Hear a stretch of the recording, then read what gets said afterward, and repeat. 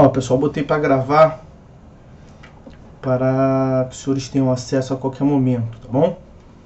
Vamos lá, vamos dar continuidade e vamos falar hoje, muito rapidamente, da lei processual no espaço. O que consiste a lei processual no espaço? É tão somente a análise do âmbito territorial de aplicação da norma processual. A regência está no artigo 13. O artigo 13 do CPC. Olha lá.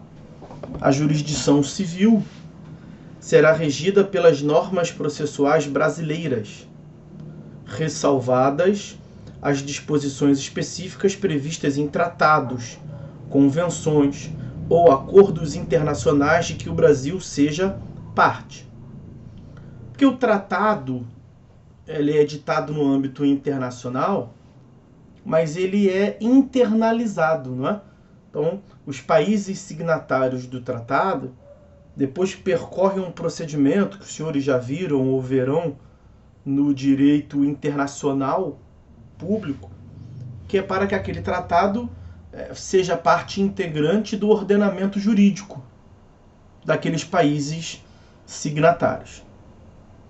Nós temos aqui um procedimento próprio, que aí me foge bem a ordem, tem que aprovar um decreto legislativo, tem que ser aprovado no parlamento. Pouco importa. O que importa é que ele é internalizado. E aí, quando ele é internalizado no Brasil, ele é uma norma jurídica. Então ele vale, assim como todas as outras valem. E aí no Brasil, portanto, nós vamos aplicar a legislação que é feita no Brasil e também os tratados internacionais dos quais o Brasil, seja parte, um dos signatários. Não tem mistério quanto a isso, portanto, tá? Aí a previsão do artigo 13 é isso, esse artigo 13, esse tópico, leis processuais no espaço, nós vamos aprofundar no próximo item, que são as fontes do direito processual. As fontes do direito processual. É o próximo tópico logo que eu vou ver com vocês. Logo depois desse espaço que é um pouco mais intermediário, falar da lei processual no espaço, já falei, é só isso. E falar de um próximo tópico, que é o do caráter subsidiário, supletivo do CPC, e depois a gente vai para as fontes do direito processual. Mas quanto à lei processual no espaço, é isso. A lei processual, o processo civil brasileiro, ele é regido pelas normas do direito brasileiro. Mas não exclusivamente. Nós temos também a incidência de alguns tratados, como por exemplo, o Tratado Penal Internacional, o Tribunal Penal Internacional da Convenção de Haia, no processo penal. É muito comum se falar aqui do Pacto de San José da Costa Rica. É um tratado internacional que tem lá direitos e garantias fundamentais na América do Sul e tem alguns ditames processuais. Nada que seja tão importante de tratar de modo separado, porque tudo que está lá nós temos também internalizado por uma outra norma no direito brasileiro. Então acaba que os tratados no âmbito processual ele tem um caráter mais supletivo também, para robustecer, porque o nosso sistema processual ele é farto de garantias processuais. Bom, um outro tópico que eu quero ver com vocês é a aplicação, na verdade, vou colocar assim, ó, o CPC como norma geral. E disso nós vamos extrair a aplicação subsidiária ou supletiva do CPC em relação a outros tipos de processo, vamos assim dizer. Tipos, modalidades de processo. E o artigo 15 vai dizer isso. Na ausência de normas que regulem processos eleitorais, trabalhistas ou administrativos, as disposições desse código, do CPC, lhes serão aplicadas supletiva e subsidiariamente. Supletiva e subsidiariamente. João, conseguiu entrar? Deixa eu confirmar aqui. Acho que o João era um dos que estavam no grupo lá, relatando que não conseguiu entrar.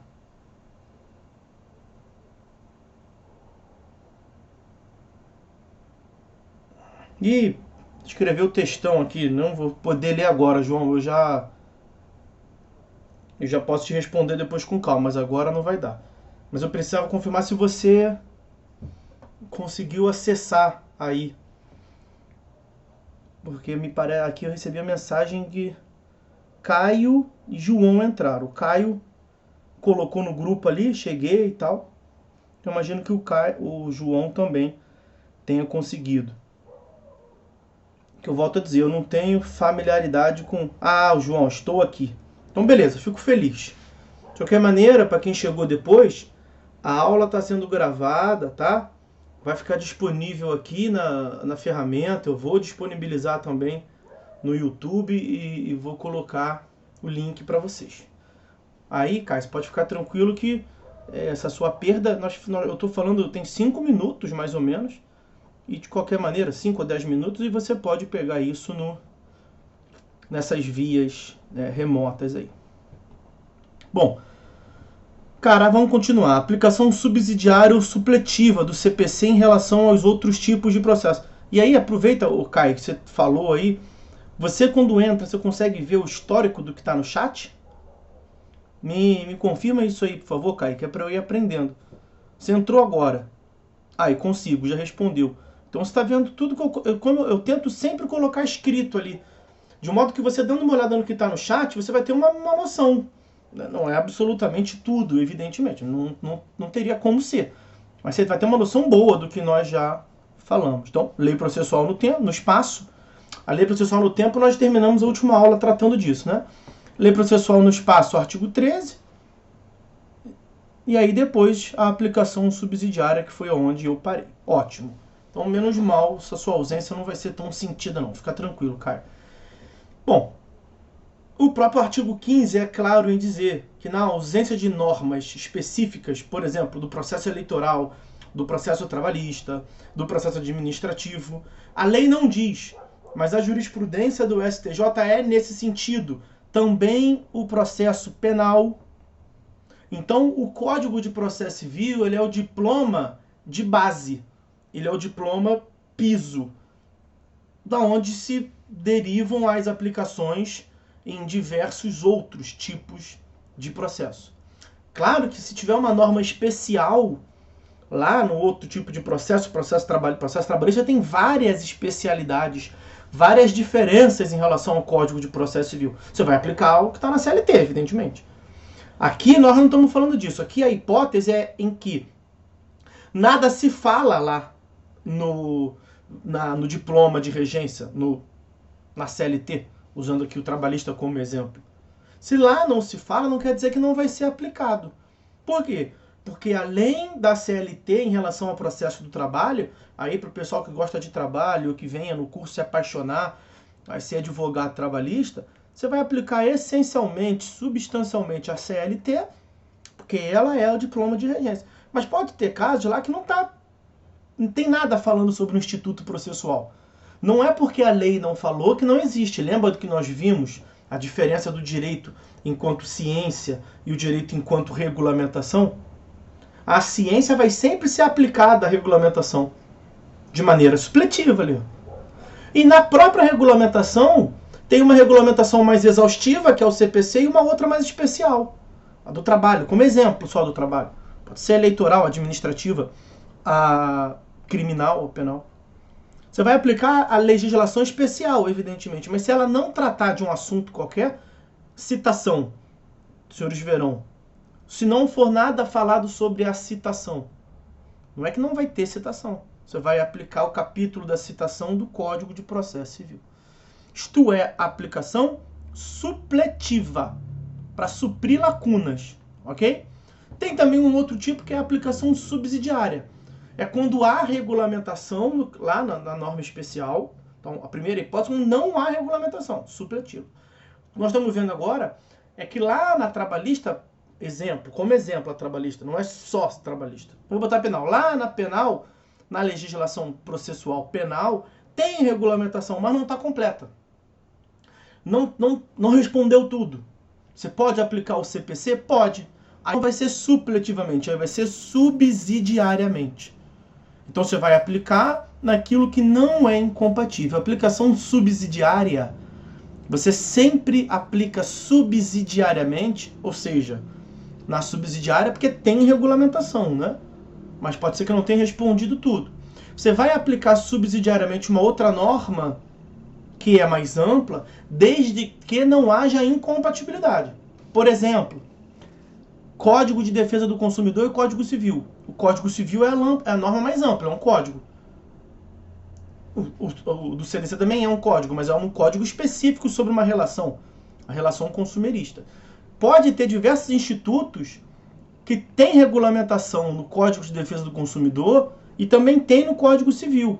Mas o Código Civil falou mais. Você vai aplicar qual? Vai aplicar só do CDC. Por quê? Porque pode ser que o que ficou em branco no CDC seja incompatível com o Código Civil. Porque são diplomas antagônicos, muito distintos. Então, cuidado. A aplicação subsidiária, ela não se dá... Veja, você vê uma norma geral, aí vê uma norma especial que é menor, regulamentou menos, regulamentou parcialmente diferente. Você vai aplicar sempre a norma geral de modo subsidiário? Não, nem sempre. Veja, interpretação, que nós falamos aqui. Pode ser que no processo interpretativo você chegue à conclusão que é só aquilo mesmo da norma especial. Não tem que aplicar nada subsidiariamente. Por quê? Porque eventual aplicação subsidiária seria contrário àquilo que se quis instituir naquele processo. Então, cuidado. A aplicação subsidiária tem esse grão de sal, grano sales. Você tem que ter cuidado. Você não aplica sempre... Porque se fosse assim, era só saber a norma geral, né?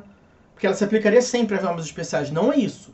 A aplicação subsidiária depende de uma análise e a aplicação não pode contrariar a regulamentação da norma especial. Tudo isso dito ali no artigo 15. Só o processo penal que não está incluído, tá? Mas a jurisprudência do STJ é sedimentada no sentido de que aplica-se a legislação processual civil à legislação processual penal por conta desse caráter de maior abrangência de diploma base do Código de Processo Civil. Vou ler por fim. Artigo 15.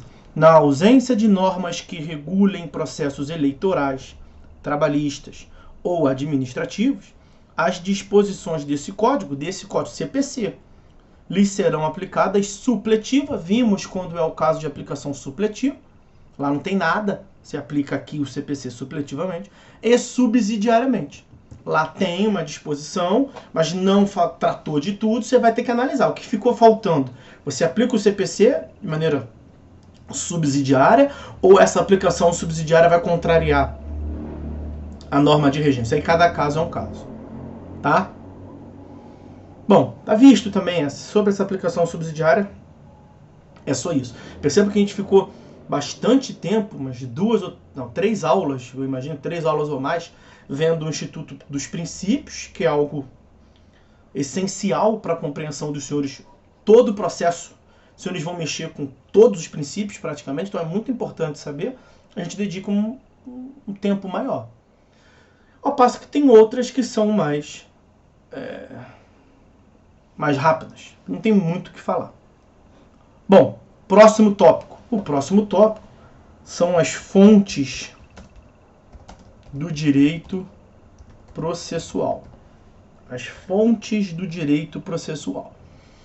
Quando se fala em fontes do direito processual, o que se pretende aqui investigar é da onde que surge o direito processual. ali na subida da Serra de Friburgo, a subida não, já pode ser descida, ali no cume da Serra de Friburgo, próximo ali da patrulha, da polícia, o pessoal não para pegar água. E aí não para pegar porque ela seria mais pura. E aí ela seria mais pura porque ela está na fonte, ou está mais próxima da fonte. O pessoal não fala, vou ali parar na fonte. Por que fonte? Fonte de onde vem a água. A água brota dali e vai descendo. Claro que ali ela está mais limpa do que onde ela vai descendo, né? Por onde ela passa, ela pode ir se contaminando. A água ali é muito mais limpa do que do Rio de Janeiro, capital, com certeza. Sem sombra de dúvidas. Os senhores viram esse ano que teve lá de problema da água, do gandus, afluente, poluição, tudo mais. Quanto mais perto da fonte, maior é a precisão, menor é a chance de contaminação. Então, quais são as fontes do direito processual? Ou seja, da onde que surge o direito processual? Por que eu posso pegar isso aqui e falar que é direito processual ou que não é direito processual? Vai depender se isso é uma fonte do direito processual ou se não é uma fonte do direito processual. Então, da onde que surge o direito processual? Onde vem o direito processual? Bom, a análise das fontes do direito processual se divide em dois grupos. Nós temos as fontes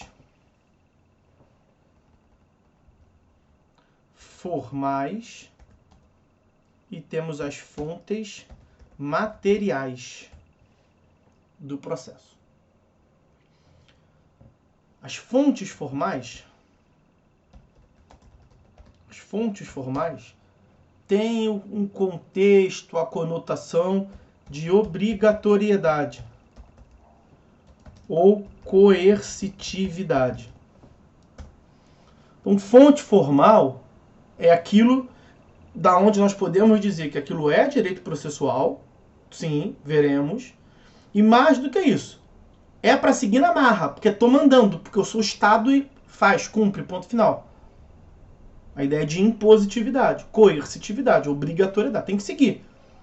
Lembra? As finalidades do direito, regulamentar e disciplinar a vida em sociedade. Como é que você vai regulamentar? Dizendo o que pode e o que não pode fazer.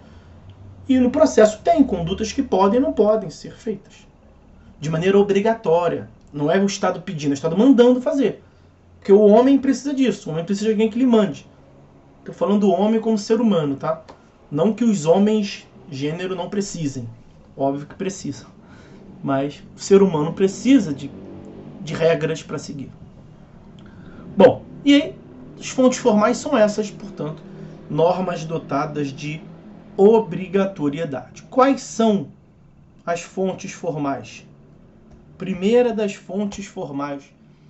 Os senhores já foram apresentados a elas. Nós falamos várias vezes de dispositivos dela. Tivemos uma aula para explicar a forma como ela é entendida hoje em dia, a tal da Constituição Federal, a Carta Magna, a Carta Política, o Ato Inaugural. Bom, Ato Inaugural vou botar na Carta Política. São formas como se referem à Constituição Federal. E evidentemente que se nós estamos aqui a analisar normas que devem ser seguidas obrigatoriamente e normas relacionadas ao processo, na Constituição tem diversos. Artigo 5º nós mencionamos um monte de princípios. Os princípios processuais decorrem em larga medida do que se encontra na Constituição Federal. Então, o que está na Constituição Federal não é um pedido, é um comando. É para ser cumprido.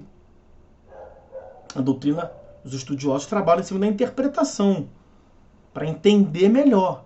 Vimos, por exemplo, que quando se fala em devido processo legal, no artigo 5º, inciso 54 da Constituição Federal, é muito mais do que um devido processo da lei. Na verdade, um processo para ser devido não tem que vir da lei.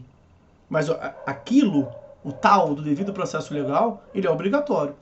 E nós vamos aplicá-lo de modo obrigatório, buscando a melhor interpretação. Mas é isso. Que a Constituição Federal tem normas de direito processual e que devem ser seguidas com caráter de obrigatoriedade, não se pode ter dúvida nenhuma. Tá? Então é a primeira, a Constituição Federal.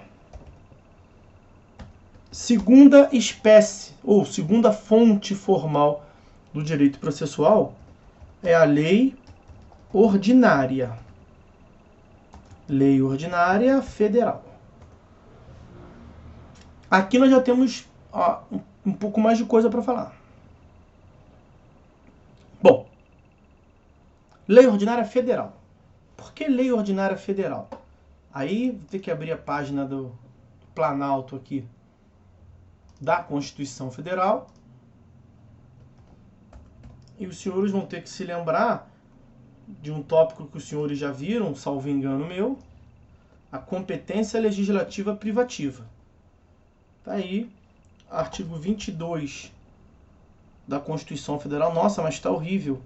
Tá pequeno. Deixa eu ver se eu melhoro isso aqui.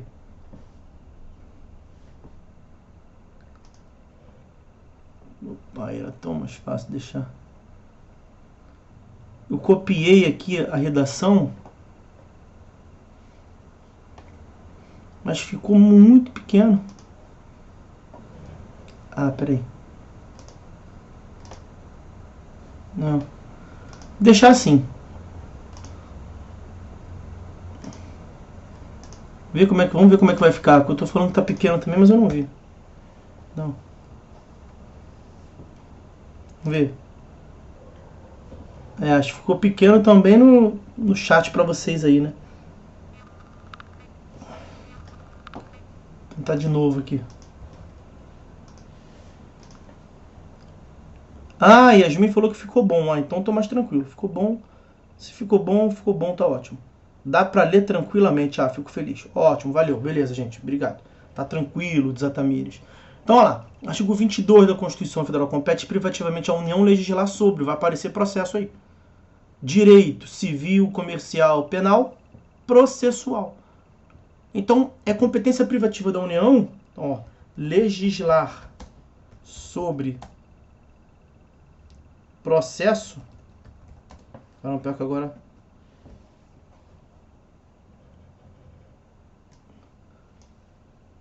Eu fico feliz que tá bom pra vocês aí, mas tá muito pequeno pra mim.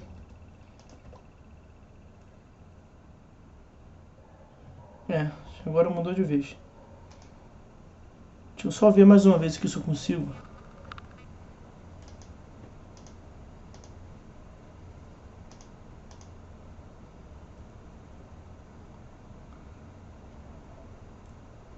Não. Só tem que desfazer. Citação, diminuir. Limpar toda a foto. Deixa eu ver se é assim. Não.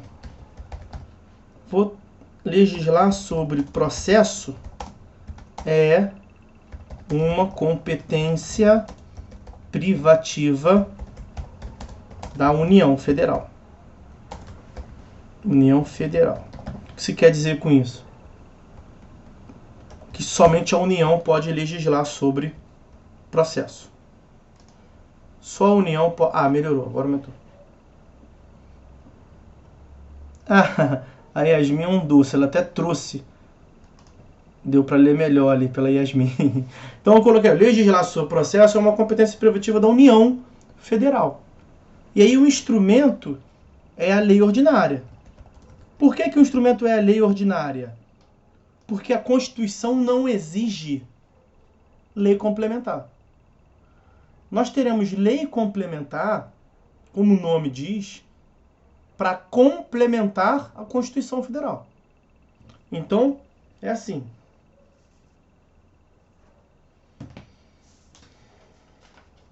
Aqui está a Constituição Federal. Aqui está a Constituição Federal. É possível que a gente venha a alterar a Constituição Federal, não é? Por um processo legislativo mais rigoroso, mais formal, que é o da emenda constitucional. Quando é aprovada uma emenda constitucional, essa emenda que foi aprovada, ela é inserida na Constituição. Emenda constitucional, sim. Tem uma outra espécie normativa que é a lei complementar. a lei complementar, é como se fosse a ordem, a Constituição originária, a emenda constitucional, depois vem a lei complementar. A lei complementar, ela é uma lei. Então ela tem um status abaixo da Constituição Federal.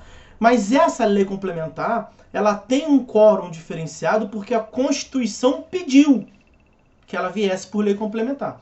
Então o Constituinte, ele separa alguns temas que lhe parece mais sensível e fala assim, ó, isso aqui tem que vir por lei complementar. O que está querendo dizer? Isso aqui tem que passar por um procedimento mais demorado, um procedimento mais burocrático, um quórum diferenciado. Porque é uma matéria que eu, Constituinte, separei. Ele faz isso com algumas matérias. Fez, por exemplo, com um tributo. Aí tem a tese da recepção, mas aí pouco nos importa aqui. O Constituinte separa algumas matérias e exige lei complementar. Ele separou o processo? Não, não separou. Em nenhum momento a Constituição fala que para tratar sobre processo tem que ser lei complementar. Não. Então, o processo não está no rol de matérias reservadas à lei complementar. Fala assim, competência reservada à legislação complementar. Não é o caso. Então, se não é a própria Constituição, se não vem por emenda constitucional, se não é uma lei de natureza complementar, que vai complementar a Constituição, é uma lei ordinária, que é o básico, é o normal. A União pode versar sobre o processo por meio de leis ordinárias federais. Mas, eu disse, a lei complementar, ela está num status abaixo da Constituição Federal. Ok. E a lei complementar é um grupo de matérias que a Constituição pediu, uma disciplina para um quórum diferenciado. E as leis ordinárias? Vou pegar um digníssimo de um boleto e vou tratar como lei ordinária. E as leis ordinárias? Leis ordinárias é toda lei que não é de natureza reservada pela Constituição com a matéria complementar, que é a complemente. Então ela tem um quórum diferenciado. Isso. É a lei padrão, a lei ordinária. Mas a distinção hierárquica entre a lei complementar e a lei ordinária, qual vale mais? Alguma delas vale mais? Vale igual? Naturalmente, se pensa que a lei complementar tem uma estrutura hierárquica acima da lei ordinária. O STF refuta essa tese. Tá? Para o STF, lei complementar e lei ordinária têm o mesmo status. Então, isso não é matéria eminentemente processual, direito constitucional vai ver isso com vocês, mas eu falei da lei complementar, diferenciando da lei ordinária, estou fechando aqui a abordagem quanto ao ponto. Eu preciso chamar a produção, porque está acabando a bateria do meu celular.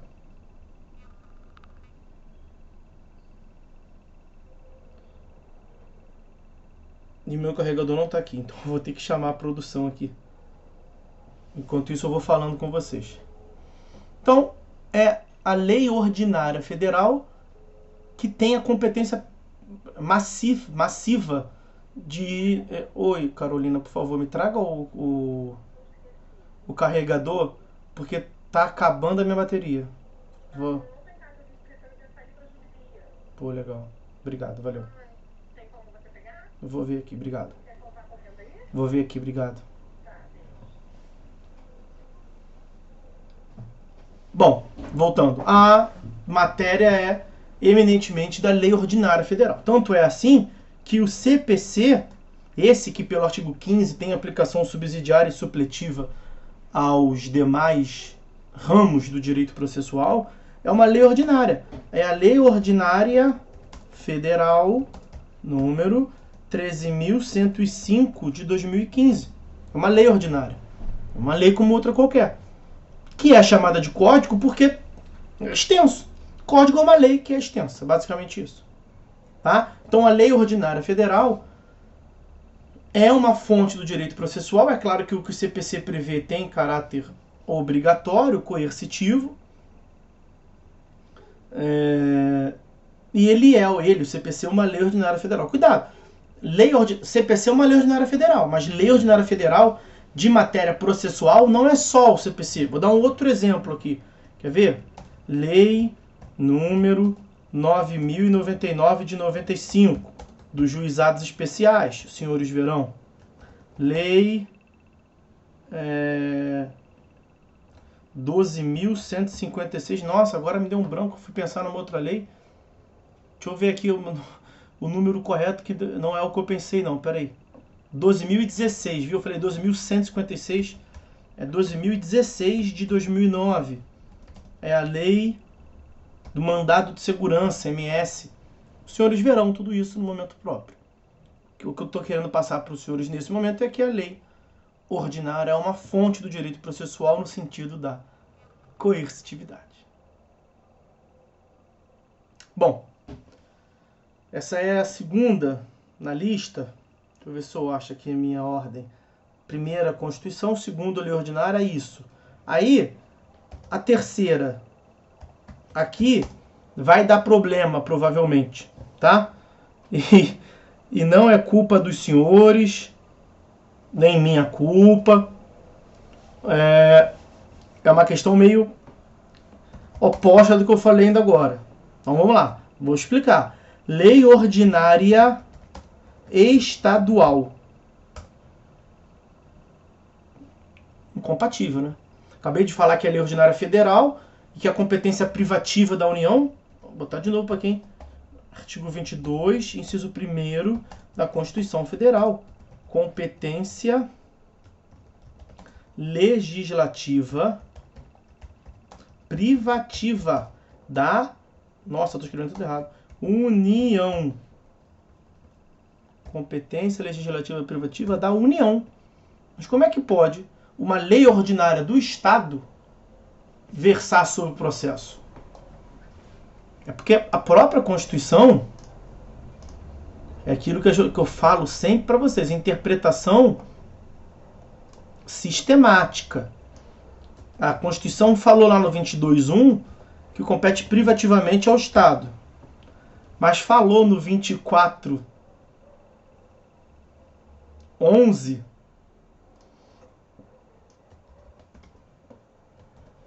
que pode a União, os estados, Distrito Federal, município está fora, né? Legislar sobre procedimentos em matéria processual. A grande questão está, portanto, num possível ou em um potencial conflito entre os artigos 22, inciso 1º, e 24, inciso 11 da Constituição Federal. Porque no 22, inciso 1º, afirma-se que só a União pode legislar sobre direito processual. Não falar em seu processo, fala sobre direito processual.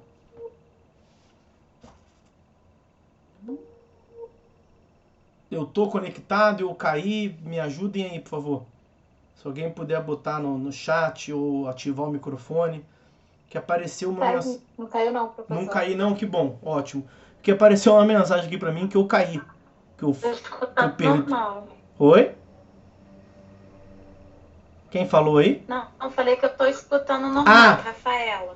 Show, falou, Rafaela, obrigado, que ótimo. Não, beleza, então já foi. Porque apareceu uma mensagem pra mim que eu perdi a conexão. Aí eu fico sem saber. Agora eu tô sabendo que tá tudo ok. Então é uma possível contradição entre o inciso 1º do artigo 22 da Constituição e o inciso 11 do artigo 24 da Constituição. Porque no primeiro dispositivo, 22.1, afirma-se textualmente que somente a União pode legislar sobre direito processual. Mas no 24, inciso 11, afirma-se também a Constituição. E veja, os dois são normas da Constituição originária, do Constituinte originário. Que os estados, a União e também os estados, Distrito Federal incluído, podem legislar sobre procedimentos em matéria processual. Então a grande questão aqui gira em torno da distinção processo e procedimento.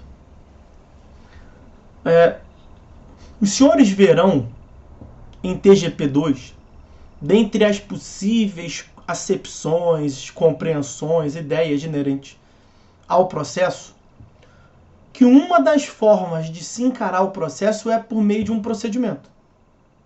Então o processo pode ser entendido como um procedimento. Procedimento, uma sucessão de atos que de forma ordenada, a lei prevê, devido ao processo, né, a lei prevê a sequência dos atos que são praticados para ir do início até o fim. Isso é um procedimento. Só que esse inciso 11 não quer dizer esse tipo de procedimento. A lei estadual não pode mudar o CPC, a lei estadual não pode criar um procedimento que só vai valer naquele estado ali. A gente vive numa federação. E a União falou que compete à União, o ente central, que é a União dos Estados, né? A União Federal disse que ela que vai regular de um modo uniforme no Brasil todo como é que vai se desenvolver o processo. Então, esse artigo 24, inciso 11, ele traz muitos problemas interpretativos, traz muita dificuldade, há realmente uma aparente contradição. Só que você vai eliminar a contradição, que hoje em dia isso já está superado do ponto de vista doutrinário, você vai superar essa possível contradição atribuindo a esse termo procedimentos não o sentido de procedimento quanto a um processo de sequência de atos. Não. Esse procedimento em matéria processual é o modo de efetivação. Ou seria o modo de efetivação dos comandos processuais. E esses comandos processuais, lei ordinária federal. Então, só a lei ordinária federal pode tratar sobre como o processo vai ser, como é que vai seguir o procedimento inerente ao processo. O que o 2411 está dizendo é que pode uma lei local, e aí qual a importância aqui da lei local? Quer dizer, procedimentos em matéria processual pelos estados. É a possibilidade da lei local reconhecer peculiaridades do seu estado, onde vai ser aplicado. Não é que vai alterar, vai deixar de ser obrigatório, vai ter que fazer o que o CPC mandou, não. Não é isso. O CPC mandou que seja feito, vai ser feito. Agora, como é que vai ser feito? É esse, o modo como se vai desempenhar aquela atividade. A lei estadual pode tratar sobre isso. Então, o CPC manda citar. Mas quem é que vai citar? Oficiais de justiça. Uma das modalidades de citação é por oficial de justiça. O juiz determinou que o oficial de justiça cumpra. Mas esse juiz é um juiz do estado do Roraima. Quem é que vai cumprir? Um oficial de justiça do estado de Roraima. O juiz seguiu a lei, o CPC, que foi coercitivamente imposto. E como é que o oficial de justiça vai cumprir aquele mandado de citação? Obedecendo o CPC, evidentemente, que é o comando normativo, mas pode ter uma norma ou outra especial ali da lei estadual de Roraima, que vai delimitar. Então é esse o sentido. Pode ser que a lei estadual regulamente o processo no sentido de dar efetividade, de dar concretude àquilo que o comando da lei federal estipulou. Muito cuidado com essa possível contradição entre o 2411 e o 22.1 da Constituição Federal. Quando você lê que a competência é privativa da União para legislar sobre direito processual, você estaria autorizado a falar assim, então só a União pode meter o bedelho nisso aqui. Mas aí depois se percebeu, o próprio Constituinte, que cada estado tem a sua peculiaridade. Por exemplo, eu imagino que lá na lei do estado de Tocantins, do Amapá, não vai ter uma lei própria dizendo que o oficial de justiça não precisa subir favelas, porque ele vai colocar a vida dele em risco. Nós temos de um lado a efetividade da jurisdição, que é algo muito importante. Assim como o SUS é importante, a educação é importante, a jurisdição é importante, serviço público. Temos do outro lado a saúde de quem vai prestar esse serviço público.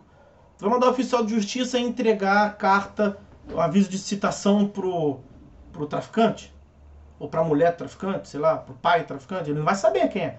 Então é uma área absolutamente conflagrada, ninguém entra lá, vai botar o oficial de justiça para subir lá obrigatoriamente. O CODIGERGE, que é a lei de organização da justiça local, aqui no Rio de Janeiro é o CODIGERGE.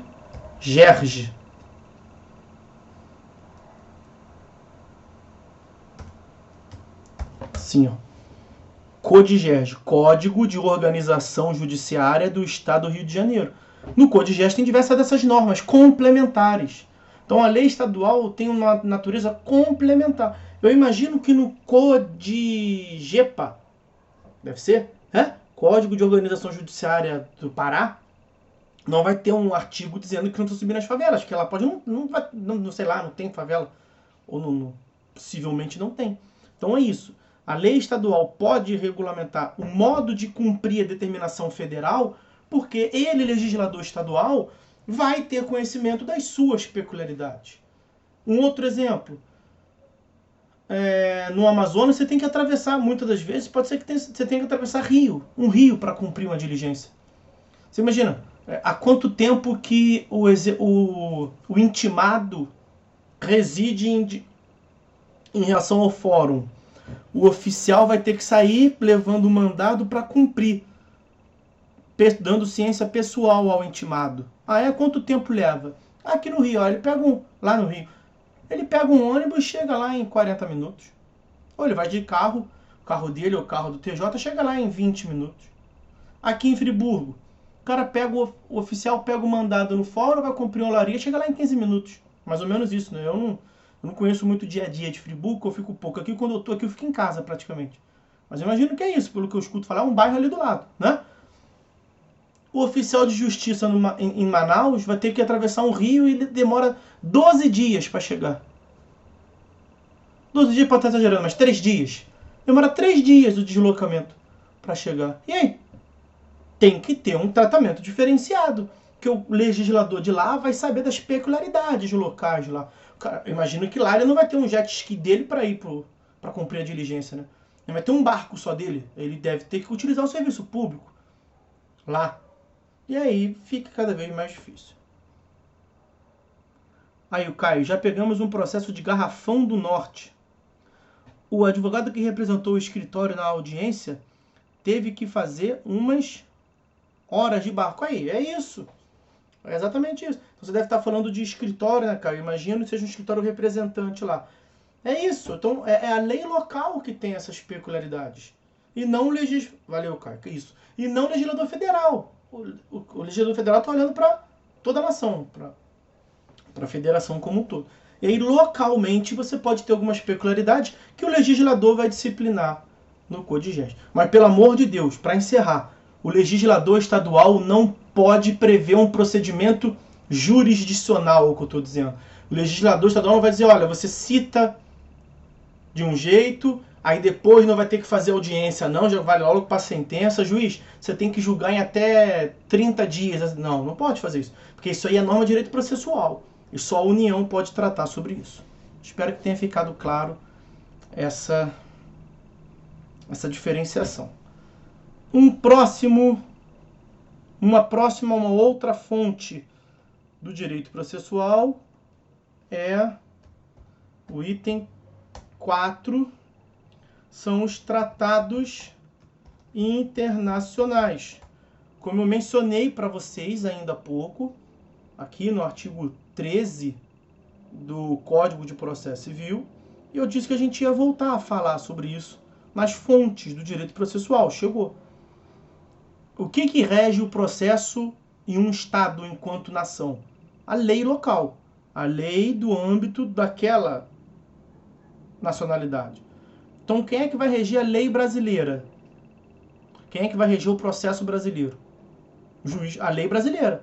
O juiz brasileiro vai aplicar e a lei brasileira, de âmbito processual, uma dessas fontes qualquer, é que vai regulamentar a forma como se deve fazer. E ele vai ter que seguir, devido ao processo legal. Pode a parte pleitear que se utilize aqui no Brasil uma lei da Bulgária? A princípio, não. Tem até a hipótese lá de reenvio, né? Se tiver um tratado específico dizendo isso, há uma comunicação entre os países, pode até ser aqui em CIDA. Só que isso é absolutamente excepcional. Até tem algumas normas entre Brasil e Portugal, a lei de reenvio. Só que são para casos muito específicos. Em inventário e partilha você vê um pouco mais isso. Mas é muito mais da lei de direito material. Lei de direito processual não tem. Cada estado regulamenta suas próprias normas. Então o juiz brasileiro vai aplicar a lei brasileira para cumprir. Vem um mandado, os senhores verão também processo civil 2, as formas de comunicação dos estados, do juiz. Pode comunicar um juiz brasileiro com outro juiz brasileiro. E aí, se o juiz brasileiro está no Tribunal de Justiça do Rio de Janeiro e o outro juiz, o destinatário, está em Nova Friburgo, tem a tal da carta de ordem. Porque um é o desembargador, o outro é o juiz. Ele dá uma ordem, carta de ordem. Se é um juiz do Rio de Janeiro querendo falar com o juiz de Minas Gerais, chama-se carta precatória. Se é um juiz de Timor e Príncipe querendo uma contribuição, uma colaboração de um juiz brasileiro, isso chama carta rogatória. Ou daqui para fora ou de fora para cá. Carta rogatória. Nós podemos cumprir cartas rogatórias? Sim. O investigado, o executado, está aqui no Brasil. Ele se mudou para cá, tem 30 anos que ele mora aqui. Mas ele deixou umas pendências lá no país de origem. E lá no país de origem tramitou um processo contra ele. Ele foi condenado. Mas ele não consegue cumprir lá, porque o cara não está lá, o cara está aqui. Eles podem expedir essa tal dessa carta rogatória, um ato de comunicação entre países para cumprir a carta rogatória aqui? Pode. É tipo o juiz de lá, qual foi o país que eu falei? Afeganistão. O juiz do Afeganistão vai falar assim, aí juiz brasileiro, um dos juízes brasileiros qualquer, cumpra, por favor, porque o meu cidadão afegão está aí. Nós vamos cumprir? Nós vamos cumprir. Agora nós vamos cumprir o ato deles lá, de acordo com a lei deles lá ou com a lei brasileira? Com a lei brasileira. Porque o processo a se desenvolver, aquilo vai ter um processado, né? Aquilo vai ter uma autuação, aquilo vai virar algo institucional. Aquilo vai ter que seguir a lei brasileira. Ok? Uma coisa é cumprir uma determinação, né? Isso não é bem determinação, né? É uma sugestão de auxílio. Uma coisa é você auxiliar um outro país. Porque vento que venta lá, venta cá. Outro dia você vai ter que cumprir o seu ato lá, né? Então há essa boa política de vizinhança entre os países. Uma coisa é você cumprir uma determinação do juiz dele lá com o cidadão dele que está aqui. Ok, o juiz lá mandou fazer tal coisa, vai fazer aqui. Mas você vai seguir a lei deles lá? A lei material do ato, a lei processual de como praticar? Não, aí você vai seguir a lei brasileira. A lei brasileira do ponto de vista processual. E também essa ideia de cumprir o que mandou lá fazer aqui, tem uma análise, a carta rogatória chega no STJ e o STJ faz uma análise. Imagina se o juiz cidadão mandou dar chicotada em praça pública ou mandou fuzilar o cidadão que está aqui, com a família pagando o custo do fuzilamento. Nós vamos cumprir isso? Não, mas nós vamos nem cumprir. Nós vamos receber, vamos tratar bem. Oi, tudo bem? Beleza? Vou analisar aqui o seu pedido. Tá? Então, aí você vai ler, não, isso aqui ofende a minha ordem jurídica. Eu não permito praticar esse tipo de ato aqui, ó. Não posso. Aí você devolve lá com as escusas, né, aquela coisa toda bonita, com as escusas, com as vênias de origem, de costume. O Estado brasileiro vem dizer que não vai cumprir, porque isso ofende a sua ordem pública. Tá? Mas mesmo que não ofenda a ordem pública, o juiz de fora mandou apreender um bem do patrimônio do executado que está aqui. Ele está aqui, o bem está aqui. Nós vamos cumprir? Isso não tem problema nenhum, vamos cumprir. É o que a gente todo dia faz. Eu estava fazendo aqui. Ainda há pouco antes de começar a aula, a gente estava falando sobre isso. Eu estava mexendo no processo que tem a ver com isso, meter a mão no patrimônio de outro. A gente faz isso aqui o tempo todo. Ok? Ok. Então isso não é o problema. Agora, ele mandou que a gente pegue o bem de acordo com a lei dele lá. Pode não? Evidentemente que não. Vai ser com a lei local aqui. E muitas vezes, os estados eles estabelecem uma padronização. São tratados internacionais. Tratado, então eu estava falando do juiz do Afeganistão, não é? Imagine que há muito processo daqui para lá e de lá para cá. Aí os estados resolveram fazer um pacto, um tratado, uma convenção internacional que verse sobre aquele tema. Então, o cumprimento da carta rogatória do Brasil para o Afeganistão, do Afeganistão para o Brasil, no que diz respeito a meter a mão no patrimônio, vai ser cumprido de tal forma, vai ser assegurado tal conduta. E isso vale enquanto norma? Vale enquanto norma, porque o Estado soberano, Estado-nação, vai depois internalizar, direito internacional público isso. E aí vai passar, depois da internalização, aquele tratado internacional passa a ser também um agente regulador no âmbito interno. Então, além de vincular no plano internacional, vincula também no plano interno, porque aí o Brasil internalizou aquilo no seu regramento. Os tratados internacionais, quando são internalizados, então aqui, ó, a internalização do tratado internacional gera status de lei ordinária. Eles são incorporados como fossem lei ordinária. São lei ordinária? Não, nem sempre. Aí tem que ver o processo de internalização, né? Até a última vez que eu estudei era por meio de decreto-lei. Se internalizava por decreto-lei. Mas era um decreto-lei com status de lei ordinária. Então, tá o CPC dizendo uma coisa. Um tratado internacional que se aplica ao caso dizendo uma outra, aí você vai ter que utilizar aqueles critérios que solucionam divergência. Da hierarquia, não vai ter, os dois são lei ordinária. Da matéria, da especialidade, ou lei posterior revoga a lei anterior. Tá? E se não houver incompatibilidade, você vai aplicar livremente ele, sem nem precisar fazer essa análise. Só cuidado com uma coisa. Os senhores devem, eu imagino que os senhores estudaram tudo isso aqui. Tratado internacional que verse sobre direitos humanos então tem esse se é importante, seja,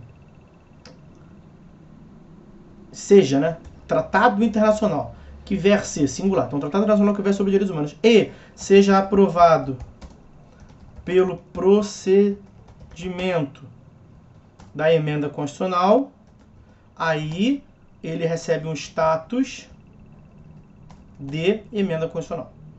Está lá no artigo 5º, parágrafo 3º, salvo engano, da Constituição Federal. Se não for o 3º, é o 2º. Quando a gente não usa tanto, não fica claro na mente. Mas é o artigo 5º, é o parágrafo, que não é o primeiro. Parágrafo, eu chutaria parágrafo 3º. Para não perder tempo de ir lá, parágrafo 3º. Eu vou até lá. Falei que não ia perder tempo de ir lá, mas eu vou lá. Vou lá porque eu quero também ter certeza, eu quero botar o texto para vocês aí. Parágrafo 3º.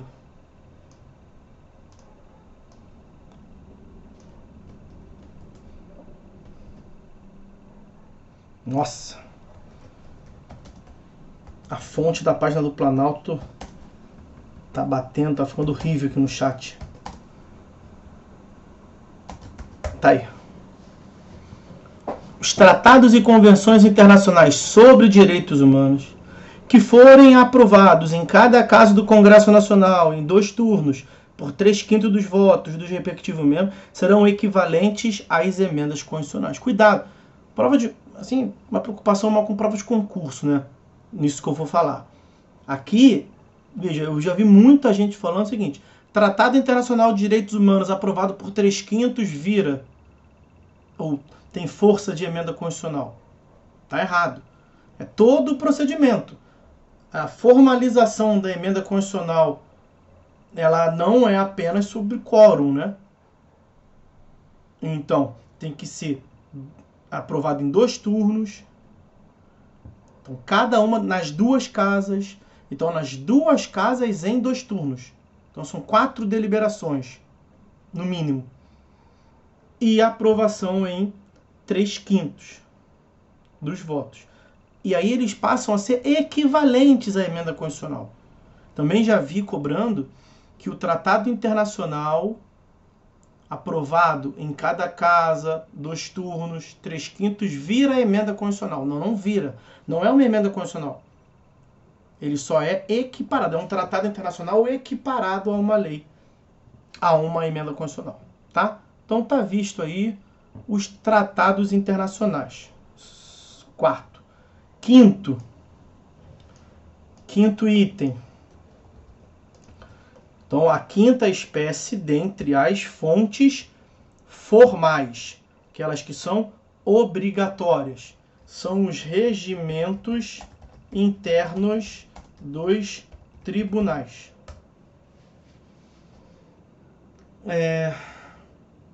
Em algumas passagens, Isso é especialmente na matéria de recursos. Em algumas passagens, o próprio legislador faz uma... Olha aqui, peguei aqui um título de exemplo, artigo 148, parágrafo 3º. Artigo 148, parágrafo 3º do CPC. Vou trazer aqui, já botei a Constituição para não confundir, do CPC. O 148 trata do procedimento para impedimento e suspeição. Matéria que os senhores verão em TGP 2, tá? Então, aqui é uma exceção de impedimento ou de suspeição. Muito resumidamente é o seguinte: o juiz tem que ser um terceiro imparcial. O juiz não pode ter nenhum ponto de contato, nenhuma proximidade, nenhum interesse, nem na causa, nem quanto às partes. O juiz não pode ser pai do autor, nem pode ser filho do réu. O juiz não pode ter esse tipo de proximidade, porque ele tem que ser imparcial. Nesses exemplos ele seria parcial. Ele estaria do lado de uma das partes, interessado na solução do conflito a favor de uma das partes. Não pode. Aí pode ser, o juiz não falou nada. A outra parte, a parte interessada, né, que não é filho do juiz, pode falar isso? Excelência, não pode julgar, não. Pode. O juiz pode reconhecer e tirar o corpo fora. Mas ele deve reconhecer antes de ninguém falar. Mas ele não percebeu, vamos assim dizer. Aí a parte acusou, ele falou assim, tá bom, me declaro impedido, tiro o corpo fora. Pode? Pode. Como a parte pode falar, e o juiz fala, não, tá doido? Não tem nada, nenhum impedimento, não, eu sou imparcial. E quem vai decidir isso, é claro que não é o próprio juiz, é o tribunal. Pronto, tá aí. Parágrafo 3º. Nos tribunais, a arguição a que se refere o parágrafo 1º, nesse contexto que eu passei, olha aí, será disciplinada pelo regimento interno. Então, o próprio CPC aqui é uma questão de delegação legislativa. Delegação legislativa. O CPC que legislou, que regulamentou o Código de Processo, que regulamentou o processo civil como um todo e o processo de modo geral de maneira supletiva, subsidiária, o legislador, o CPC, do CPC, tirou o corpo fora. Falou, não, essa questão aqui é de menor importância. Eu não vou regulamentar de modo pormenorizado, não. Eu só vou dizer que pode, que não pode, que é dessa forma. Eu vou trazer as linhas gerais e aí cada regimento interno de cada tribunal que se vire aí, que regulamente. Então, nesse caso, o CPC está falando que vai seguir o que está no regimento interno. E o que está no regimento interno é opcional ou obrigatório? Obrigatório. Tá? Então, tem que conhecer o regimento interno do tribunal que você atua. Tem que saber. Não basta saber a lei. Seria ótimo se você fosse um decorador de lei e resolvesse todos os problemas do processo ou do direito. Não é assim. Tem que saber também o regimento interno. E, especialmente, o regimento interno dos tribunais superiores. Porque lá no STJ, no STF, eu não atuo, mas imagino que seja também no TST. O regimento interno tem muitos detalhes, especialmente quanto aos recursos. Tá? Bom, estão vistas aí as 5 espécies de fonte formal do direito material. Tem uma que eu vou deixar um asterisco aqui, para a gente ver logo mais. Eu vou precisar fazer um intervalo aqui, então estou deixando um asterisco aí, para a gente fechar a aula provavelmente com ela. Eu acho que não vai cair, eu nunca utilizei e vou utilizar pela primeira vez, tá ok? Eu vou desativar a câmera aqui, para eu ir lá pegar o carregador e depois eu volto e ativo. Vou fazer um teste, tá bom?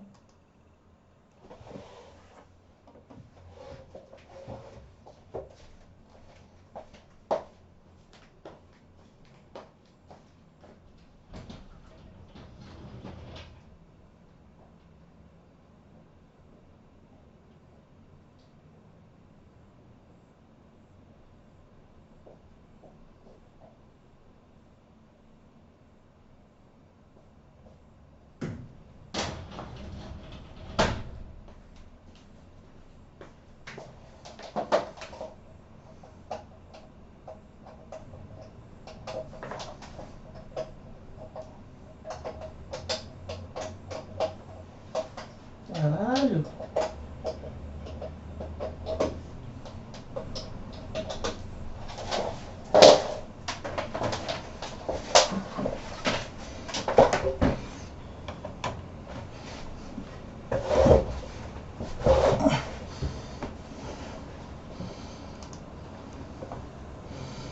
E aí, pessoal? Tô na área aí? Os senhores estão na ativa? Tudo funcionando? Tudo certo. Certo? Foi rápido, né? A câmera saiu aí e voltou, ficou preto. Como é que foi? Ficou tudo... Passei nenhuma vergonha, não?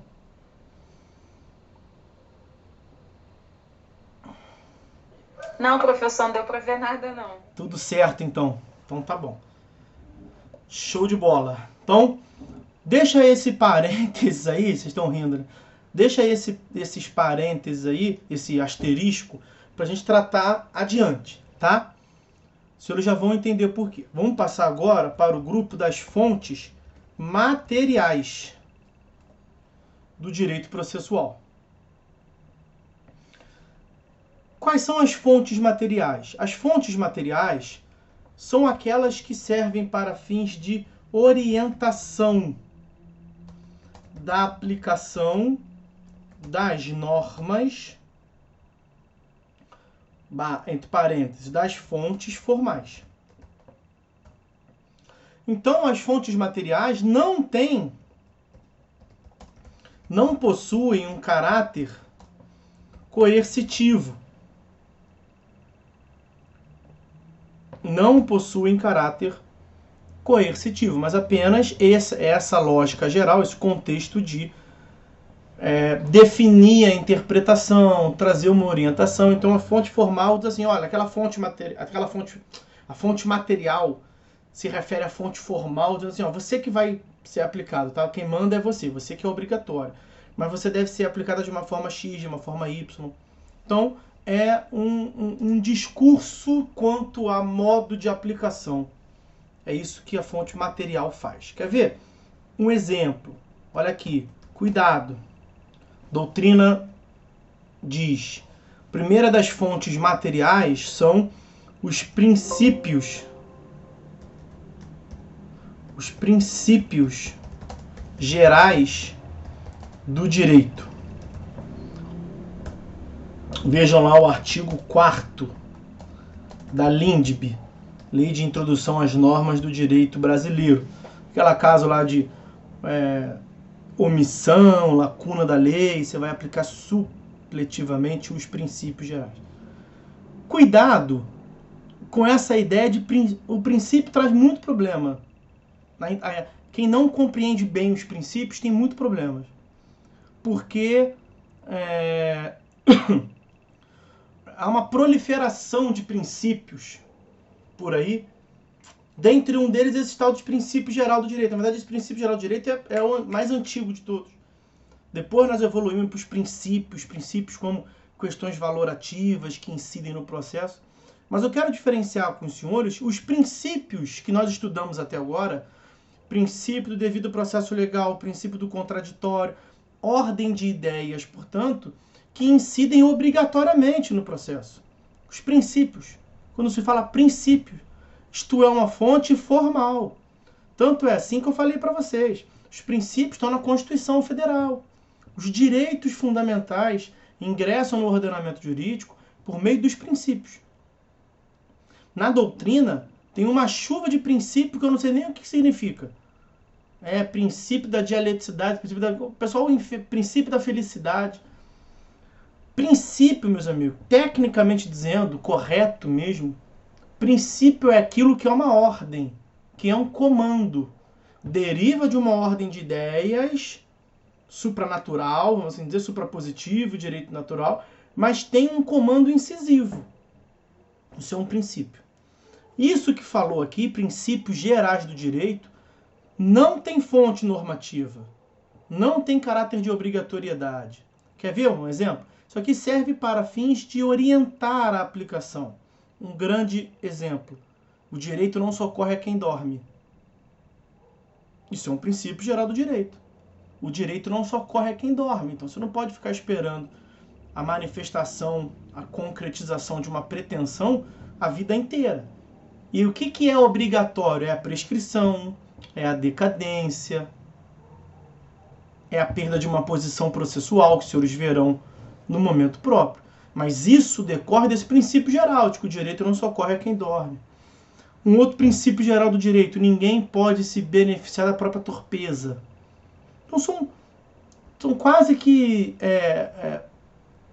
paráfrases, são quase que contos de lendas, não é lenda, mas são aferições tradicionalíssimas no direito, que desde sempre, desde toda a história do direito, isso produziu alguma importância para os estudiosos, e isso é uma ideia geral do ordenamento como um todo.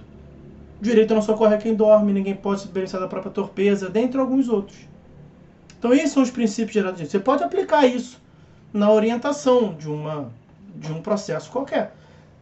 Muito provavelmente você vai ter um instituto que é obrigatório, que é coercitivo, como a prescrição, por exemplo, que é até direito material, não é direito processual. A prescrição tem essa ideia de que você não pode esperar para agir uma pretensão em qualquer momento. Você tem um decurso de tempo que você deve observar. Aí a lei prevê 3 anos, você move em 12. Você vai conseguir? Não, não vai. Por quê? Porque tem um instituto, que é a prescrição, que é obrigatório, que é uma fonte formal. E tem também uma outra ordem de ideias, que o direito não socorre a quem dorme. Mas você não vai ganhar ou perder por conta dessa fonte material. O direito não socorre a quem dorme. Isso sozinho, o direito não socorre a quem dorme, não vai te fazer ganhar ou perder nenhum processo, né? Bom, próximo das fontes formais, o costume. O costume também está nesse artigo 4º da Lindbe. Também lá como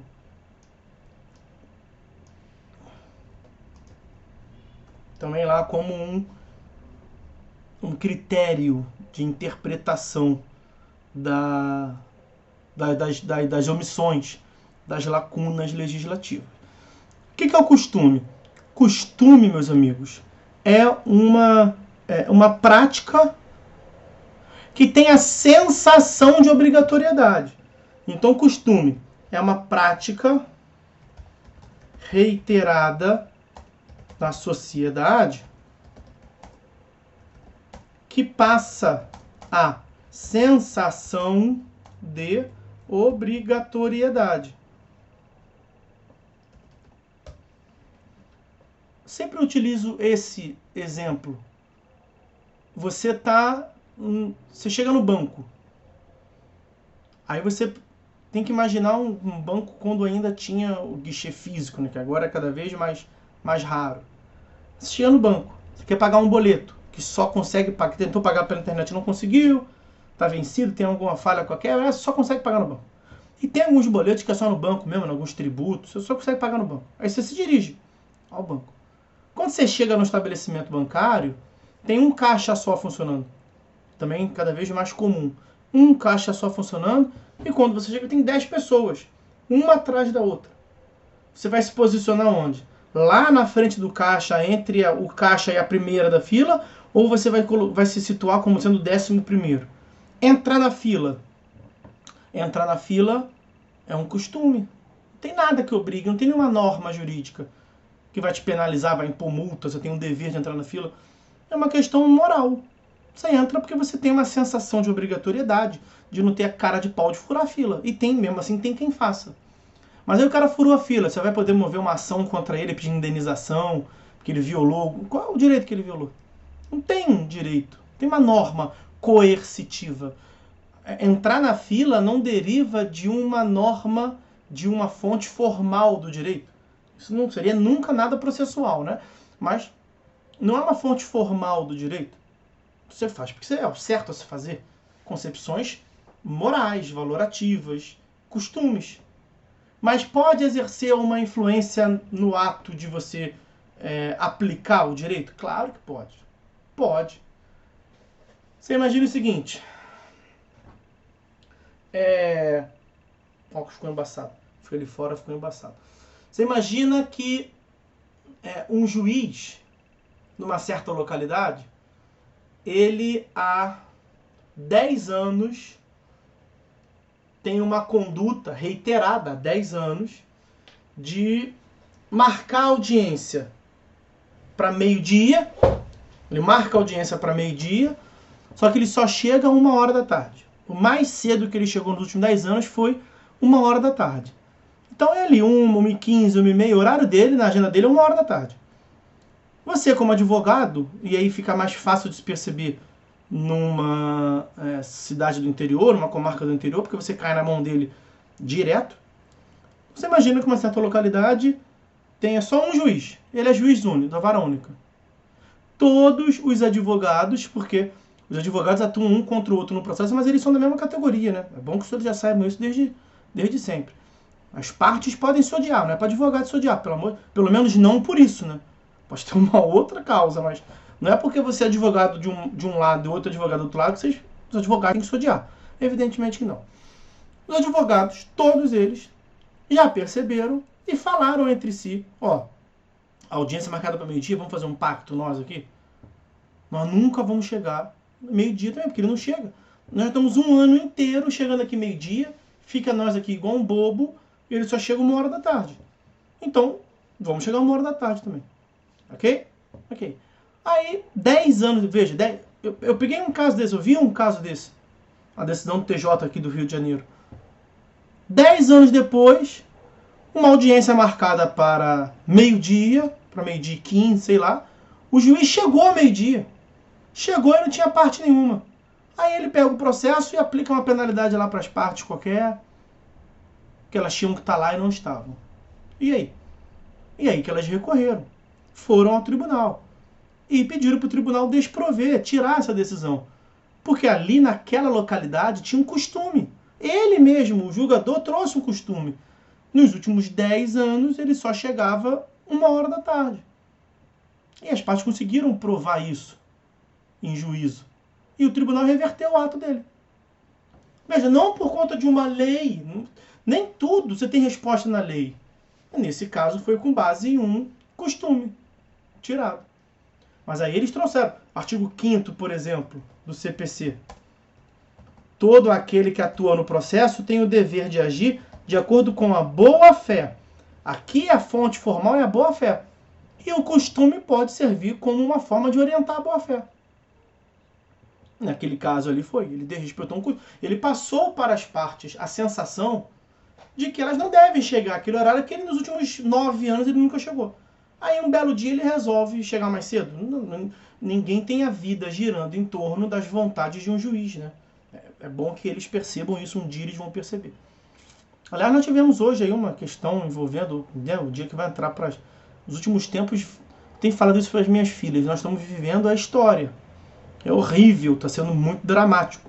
Mas falei para minha filha hoje de 13 anos, quando você tiver 30 e tantos anos, 40 anos, e estiver educando a sua filha, você vai falar isso para ela, que você fez parte da história. O que a sua filha, minha neta no caso, o que a sua filha estiver aprendendo nos livros de história, você vivenciou. Aqui você não está percebendo, só tem 13 anos. Aí teu pai te explica. Enfim, hoje nós temos tido ultimamente atos que vão entrar para a história. E hoje nós tivemos um ato que vai ficar marcado na história, evidentemente, que envolve um juiz federal, um ex-juiz federal. E o juiz tem que perceber que o mundo não gira em torno das suas vontades. Não estou falando que esse, só porque eu lembrei eu falei juiz e lembrei da história do juiz, tá? Aqui não tem nenhum cunho partidário, que eu não tenho partido, nem político, pelo amor de Deus, não é esse sentido. Só porque eu lembrei do que houve hoje com o ex-ministro e ex-juiz Sérgio Moro, que era juiz federal. Bom, tá visto aí o costume, então. Uma outra fonte material é a doutrina. Veja, acho que a doutrina é a mais fácil de perceber que não tem obrigatoriedade. Que ela só atua no sentido de orientar a aplicação. E não tinha como ser diferente. Absolutamente impossível qualquer consideração de modo diversa dessa. Sabe por quê? Porque não raro vocês vão encontrar um instituto processual que a lei diz X, e aí uma doutrina vai falar XY, a outra vai falar XZ. Então é X na leitura Y, a outra vai falar X na leitura Z. O que a lei quer dizer é bola. Aí o outro vai dizer o que a lei quer dizer é búlica. Pô, se fosse obrigatório, coercitivo, aplicar a doutrina, Qual delas você ia aplicar? Não, a doutrina que vem depois, que aí a lei posterior, a posição posterior revoga a posição anterior. Pô, você lança livro todo ano? Então não ia dar certo. É porque não é para ser assim. A doutrina, os estudiosos, tentam orientar, o que eu tento fazer, estudar a lei, estudar os próprios doutrinadores, estudar as decisões judiciais e aí tirar as suas conclusões quanto aos institutos processuais. Vejam, são sugestões. Nós estamos a sugerir como é que faz. Olha, com o conhecimento que eu tenho, com o estudo que eu fiz do processo em vários lugares do mundo, esse instituto aqui na França dessa forma, na Alemanha de uma outra, nós trouxemos esse instituto da lei da Alemanha. Ah, mas não está tirando. Está no projeto de lei lá, nos considerandas. Então, o nosso sistema é de tal forma, nós temos que aplicar de uma tal forma. Nós estamos sugerindo, nossa visão. Pode ter um outro colega, um doutrinador que vai dizer uma outra coisa. É claro que aquilo não é obrigatório. Você vai utilizar, você, no seu caso, da forma que lhe parecer melhor. O advogado ele tem a função, basicamente, de fazer justiça, mas sempre orientado naquilo que não for antiético, naquilo que não for imoral, orientado na percepção, na tese favorável ao seu cliente. Quem tem que julgar de modo imparcial é o juiz. A última coisa que o advogado é imparcial. O advogado é parcial. Então, muitas das vezes, você vai construir uma tese que seja mais favorável para o seu cliente. E o advogado da outra parte vai desenvolver uma tese com base em doutrinadores, outros, que tem uma outra linha. E o juiz vai decidir. Não estou aqui falando, evidentemente, que o advogado pode ter... Não é o advogado deturpar as coisas. Mas é claro que tem 2 livros. Tem vários livros aí. Olha quantos livros. Tem um montão de temas que as pessoas podem... Eu nem sabia disso. Que as pessoas podem montar sua própria biblioteca para botar atrás. Né? Porque convencionou aí ser bonito, legal. Se gravar vídeo com a biblioteca atrás. Eu até acho também, mas eu não faço por isso. Eu faço porque aqui no meu escritório é o ambiente mais isolado que eu tenho. Sem as crianças, sem a minha ex-adverso ali, minha adversária, para fazer barulho. Elas podem fazer barulho lá, ver a televisão delas. Fica aqui no meu ambiente, mas mesmo assim passa uma moto ou outra que faz barulho. Mas eu tento ficar no ambiente mais favorável a essa aplicação. Tem um montão de gente fazendo tela, como é que é? Pano de fundo, imagem de fundo, sei lá como é que fala isso aí, para aparecer. Mas aqui os meus são reais, tá? Poderia até não ser, não tem problema nenhum quando não é, mas ó, aqui é real. Que está aqui na mão para pegar. E aí, o que eu dizia? Você tem um livro que diz uma coisa, outro livro que diz uma outra coisa. Você vai utilizar aquilo que for mais interessante para o seu caso. Não é deturpar. São interpretações possíveis. Interpretações possíveis. O texto traz uma margem aqui. Ó. O texto está aqui, ó, no meio.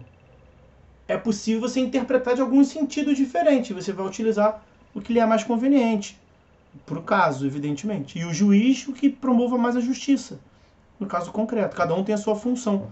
E nesse balanço nós temos o equilíbrio, né, para fazer justiça. Bom, a doutrina traz essa função de orientação, mas não tem claro, força coercitiva, obrigatória. E aí, por fim, o último item desse tópico,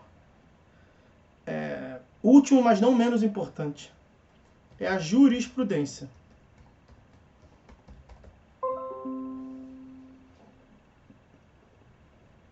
O computador resolveu aqui alertar alguma coisa, bem na frente da onde eu escrevo.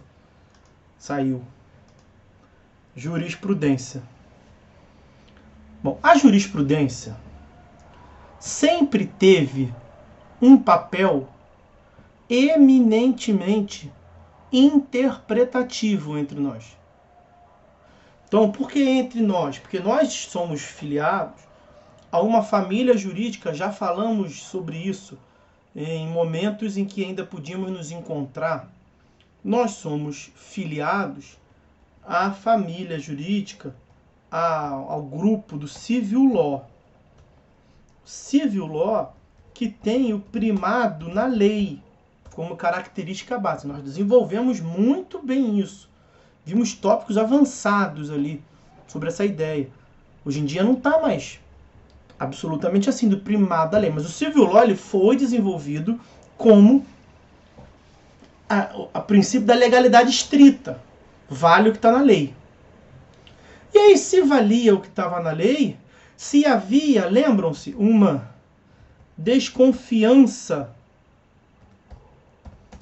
em relação aos juízes, se nós tínhamos a tese da interpretação reprodutiva, de você reproduzir, de você copiar o que está na lei, se era vedação da interpretação, no sentido de pensar e tentar dizer o que significa a lei pelo juiz, se os juízes não podiam fazer isso, é claro que a jurisprudência entre nós sempre valeu de nada.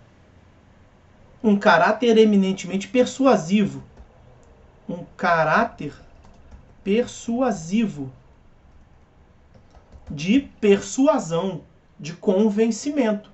Então, como é que nós sempre utilizamos aqui, até ali, o início da década de 90, de 90 em pouquinho foi aumentando, mas até desde sempre, desde 1500 até 10 anos atrás, não, 30 anos atrás, como é que a gente tratava a jurisprudência? Eu estou na cabeça aqui de 2000 ainda.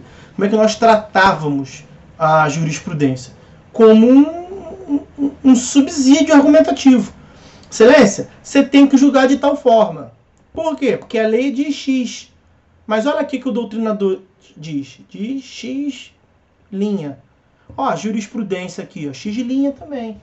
Eu encontrei aqui umas decisões que são favoráveis a meu modo de interpretar. Então toma aqui doutrina, toma aqui jurisprudência, para ajudar a moldar o convencimento de Vossa Excelência naquilo que me interessa. Sempre esse caráter persuasivo, de orientação, de contribuir com o entendimento do Instituto. Desde sempre. E hoje em dia, como é que tá? Hoje em dia tá daquele asterisco que eu botei lá atrás. Porque é o seguinte, tenho que ir até onde eu posso ir. No tempo que eu tenho e no amadurecimento acadêmico dos senhores. O que dá para falar aqui. O que nós temos entre nós aqui como jurisprudência, isso que eu falei, então, colocando um pouquinho mais aqui, jurisprudência, sempre foi entendido entre nós do civil law, nós, Portugal, Itália, como sendo um conjunto de decisões. Como é que é a jurisprudência do STJ sobre esse tema? Ou seja, como é que o STJ decide? Mas pode ter uma ou outra decisão divergente, em sentido contrário? Pode. Mas a regra, em geral, tem 5.000 decisões em um sentido. E tem meia dúzia que dizem outra. A força da jurisprudência sempre esteve no conjunto. Excelência, você tem que julgar dessa forma que eu estou pedindo, porque eu estou pedindo com base na jurisprudência do STJ. O STJ que está acima de você. E ele não entende isso 1, 2 ou 3 vezes. Eles estão repetindo isso em 1.500 casos. É a jurisprudência. Então isso sempre soou dessa forma. Pô, mas é verdade então? A jurisprudência do STJ, o conjunto de decisões, não vale isoladamente, vale pelo conjunto. É nesse sentido, o juiz até ia olhar. É isso mesmo? Deixa eu ver. Mas para orientar o entendimento dele. E se nós temos no civil law essa tal dessa jurisprudência, que tem menos força porque o civil law se desenvolveu no primado da lei, no common law, Inglaterra, Estados Unidos, nós tínhamos a figura dos precedentes. Meu doutorado foi sobre isso. Dos precedentes. Precedente que tem 2 distinções básicas em relação à jurisprudência. 2 distinções elementares. O precedente é uma decisão para de paradigmática por seus fundamentos. É uma decisão proferida. Então a força do precedente está na singularidade, está no trabalho bem feito, nos argumentos daquela decisão, que emanam de uma corte superior também. Quem pode emitir precedente no common law é a Suprema Corte dos Estados Unidos, é a Câmara of Lords da Inglaterra, é o STF deles lá. Mas é uma decisão.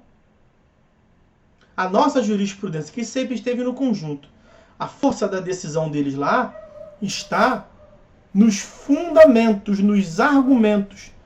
Eles trabalham lá, sempre trabalharam com a lógica do decidir melhor para decidir menos. Porque esse primeiro caso que nós estamos julgando aqui, nós vamos fazer uma puta de uma decisão, a melhor decisão possível. Porque ela vai ser aplicada de modo obrigatório para todos. Então, precedente é uma decisão que é paradigmática, que é relevante, que é importante pelos seus fundamentos. E o precedente sempre foi obrigatório para eles lá. Então, precedente singular e obrigatório. Jurisprudência, que para nós, desde sempre, coletivo e facultativo. Persuasivo. Mas lembra que eu coloquei um asterístico lá atrás como sendo o último ponto a se falar sobre as fontes formais? Pois é, porque aqui entre nós estamos instituindo o caráter vinculatório de certas, de algumas decisões judiciais. Nós estamos criando, na verdade, já de há muito tempo, 30 anos atrás, pelo menos, nós estamos criando o caráter vinculatório de algumas decisões judiciais. É muito comum, eu tenho ouvido falar, e a minha tese de doutorado foi sobre isso. Se tem falado aqui que nós viramos um país alinhado ao common law. Mentira. Nós continuamos tendo ainda o primado da lei. A princípio, lei no sentido amplo, né? Lei no sentido amplo, não da legalidade estrita, do ordenamento jurídico, que se chama de juridicidade atualmente. Nós temos ainda o princípio da juridicidade. Só que, paralelamente a isso, algumas decisões judiciais passaram a ter caráter obrigatório. E percebam que foi o próprio ordenamento que disse isso. Ninguém criou isso do nada. Então, o ordenamento vincula, mas o ordenamento diz que a lei vincula. Então, a lei vincula porque o ordenamento mandou vincular. Mentira, aquela decisão vincula porque o ordenamento mandou vincular. Não tem aqui nenhuma arbitrariedade, abusividade do judiciário por conta disso, por conta desse fundamento não tem. O judiciário faz o que faz, aquela decisão do órgão X tem força vinculatória e todo mundo que está abaixo vai ter que seguir, porque foi a lei que disse isso. Foi o ordenamento, a lei lato sensu, foi o ordenamento jurídico quem previu isso. Então nós não deixamos de ser civil law e passamos a ser common law por isso. Não. Eu gosto do Fred Didier, diz que nós criamos a Brazilian Law.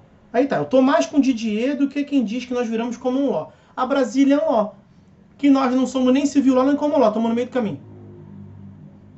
Tá bom, aí ok. Nós somos de berço civil law e estamos nos utilizando de um conjunto de ideias do common law. Ok, aí sim, beleza. Só que esse conjunto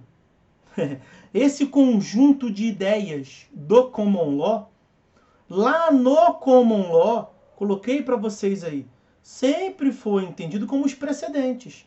a teoria dos precedentes. É comum se dizer, olha, na Inglaterra tem poucas leis, mas tem muito precedente. É bem por aí, common law como direito comum. O legislador lá não regulamentava porque, em primeiro lugar, eles eram analfabetos, lá atrás, lá nos primórdios. Os povos bárbaros, quando expulsaram os romanos da ilha, da Inglaterra, a ilha dos Anglos, England, eles não sabiam ler. Eles sabiam expulsar os outros da porrada, mas não sabiam ler. Então tinha menos leis por conta disso. E o sistema judiciário que já tinha ali implantado, continuava julgando. Então chegou um momento da história em que não tinha lei nenhuma e tinha decisão pra caramba. Que já regia. Quem é que regia a sociedade lá atrás? As decisões. Então o que o legislador começou a fazer? Eu vou criar lei. É um equívoco falar que na Inglaterra não tem lei. Tem lei. Eu vou começar a criar lei, mas eu vou criar bem menos leis. Bem menos lei porque eu dou uma força maior aos costumes. Isso é verdade. Eu dou uma força maior aos costumes. E o legislador não precisa regulamentar, porque todo mundo já sabe. Então já sabe, já faz porque é um costume. Tem essa sensação de obrigatoriedade, então vai seguindo aí, eu não vou legislar. Mas eu vou legislar quando for interessante, quando for relevante. Quando eu tiver algum choque entre os costumes e não estão seguindo, eu vou regulamentar. Mas eu, legislador, também vou regulamentar tão somente se não tiver uma decisão produzindo efeitos. Porque se já tiver um precedente é tão direito quanto lei. Eles entendiam lá para eles no common law. Por isso que é common law. Law como direito. Direito comum, common law, direito comum.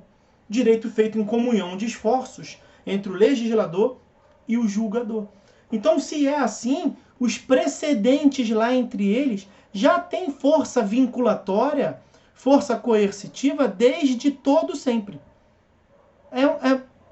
Você traz um professor de direito processual do common law para entender o sistema brasileiro, ainda mais do jeito que era anacrônico, era esquizofrênico, cada um dizia uma coisa, uma lei, 70 mil interpretações. Pô, não sei o que fazer.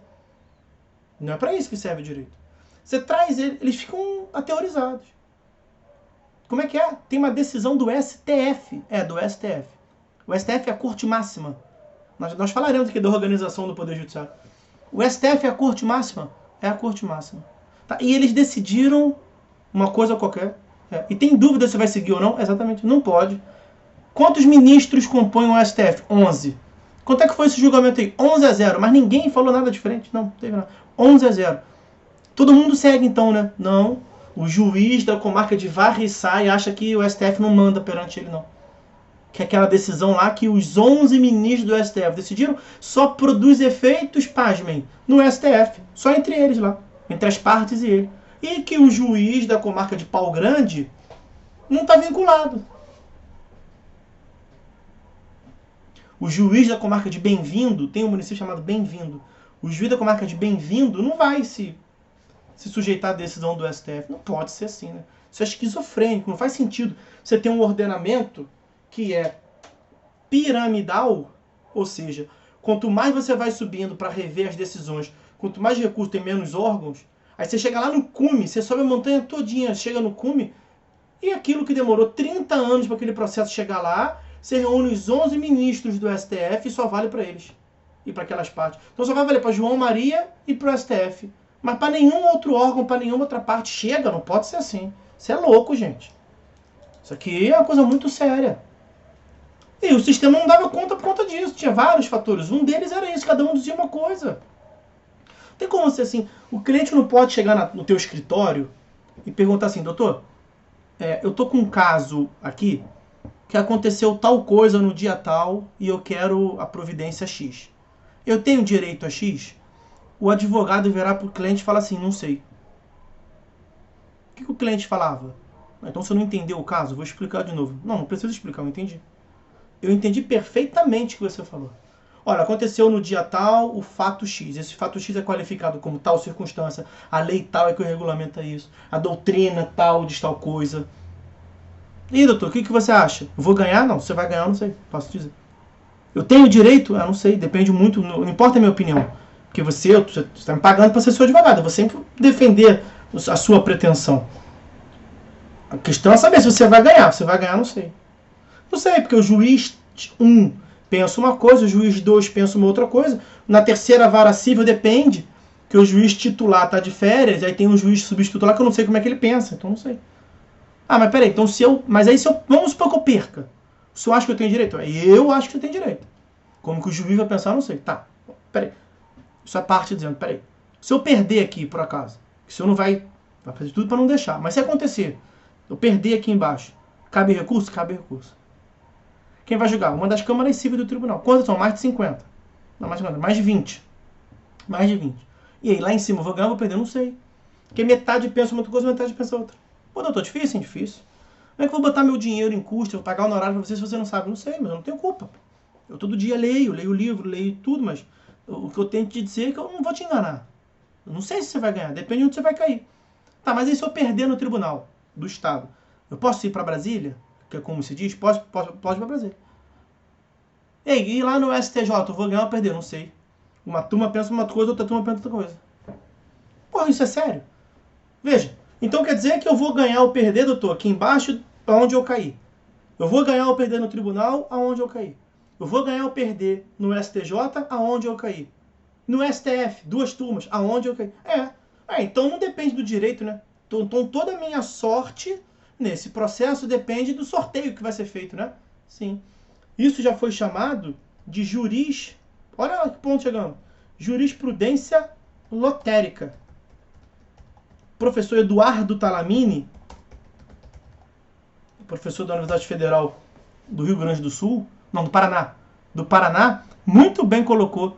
Então o processo virou lotérica. O ato mais importante deixou de ser a sentença no final e passou a ser a distribuição inicial no processo. Loteria. Caiu na terceira vara civil. Opa, ganhamos. Ganhamos por quê? Porque esse juiz pensa como a gente gosta. Se eu caísse no juiz do lado, na porta do lado. Na porta do lado você estava lascado, filho. Você ia perder. Porque ele pensa outra coisa. Mas um pensa outra coisa, o outro pensa outra coisa? Sim.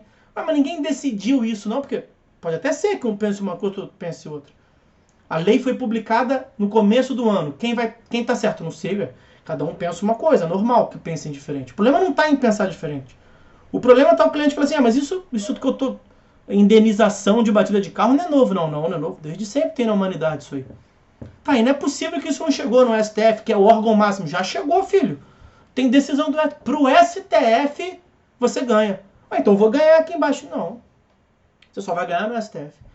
Se eu perder aqui, eu tenho que gastar dinheiro e demora 30 anos para bater no STF. Demora 30 anos. E se é que você vai conseguir chegar lá, hein? Porque se você não conseguir chegar lá, o processo acabar antes aqui e você perder, perdeu.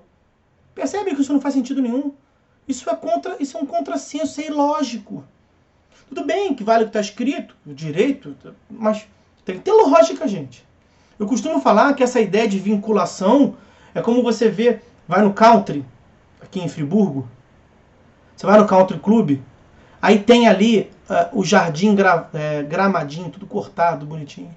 Tem que ter uma placa dizendo que você não pode pisar ali. Os senhores sabem bem, tem aquele caminho de chão batido, a terra, onde naturalmente está todo mundo pisando. E tem ali o verde gramado. A gente sabe que aqui pode pisar também no verde, pode ir lá no lago e tal. Você imagina que não é para pisar. Tem lá o verde tudo bonitinho, tem como é que é? Um ornamento lá qualquer de planta, os caras cortou, podou de um jeito bonito. Alguém precisa dizer que você não pode pisar naquela grama?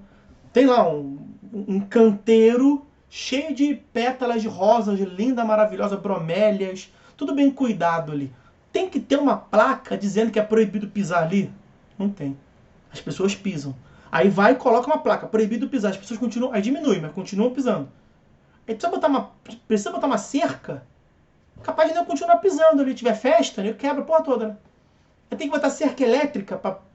Ou seja, só pode conseguir as coisas na base da obrigação. Senhores, no Common Law não tem lei dizendo que é obrigatório seguir precedente. Como é que eles seguem? Por uma questão de lógica. Quem está em cima manda quem está embaixo. Você imagina a Tânia, aqui, a coordenação de Friburgo. Você imagina o reitor dando uma ordem para a Tânia e ela fala aqui na Cândido Mendes dela, vai ser do jeito que ela quiser. Não, ela não vai fazer isso. Ela me manda um comunicado. Você tem que seguir tal providência. Aí eu falo assim, não, eu dou aula em várias Cândidos. Quer saber? Eu vou seguir do jeito que eu quiser. Eu acho melhor a forma como a coordenadora do campus Jacarepaguá determina. Eu vou seguir o que eles mandam lá. Ele manda lá. Mas ele está seguindo o reitor, a Tânia está seguindo o reitor. Todo mundo está seguindo. Você não pode, como ponta final, como professor, aplicar o que você quer. Você tem que aplicar o que a Tânia está mandando, porque você está aqui em Friburgo. Pode ser que lá, na localidade lá, tenha uma peculiaridade lá, e é uma outra coisa. Tem que ser uniforme o entendimento. No direito tem que ser uniforme o entendimento. Volto a dizer, está batendo o horário. Não pode o STF definir o entendimento. Não pode o STJ definir o entendimento, os tribunais superiores. E abaixo deles, cada um continuar dizendo uma outra coisa. Porque a divergência, quero retomar esse ponto, a divergência não é um mal em si mesmo. Está cada um interpretando de um jeito. Mas são bons argumentos. Aí o STJ define. Muitas das vezes se define lá em cima utilizando um pouquinho de cada concepções. Porque pode ser que as duas teses tenham um acerto. Mas uma vez que o STJ decidiu, está decidido, ponto final, é obrigatório. Porque o STJ está na Constituição Federal isso. Está aberto aqui. Vou pegar aqui a Constituição, vocês peguem aí a lupa. Ó, caput do 102 da Constituição Federal. Compete ao STF, principalmente, a guarda da Constituição, cabendo-lhe. Aí o inciso 1º fala das ações originárias, o inciso 2º do ROC, recurso ordinário constitucional, e o inciso 3º do recurso extraordinário. O que importa é o caput. Quem é que defende a Constituição? Quem é que é o guardião da Constituição? O STF. Então não pode o STF dizer uma coisa e falar assim, olha, eu, enquanto guardião da Constituição, estou dizendo que bola é igual a búlica. Não pode chegar um outro juiz lá embaixo e falar que não. Que bola para ele é quadrada. Faz sentido nenhum. Não pode o STJ, no artigo 105,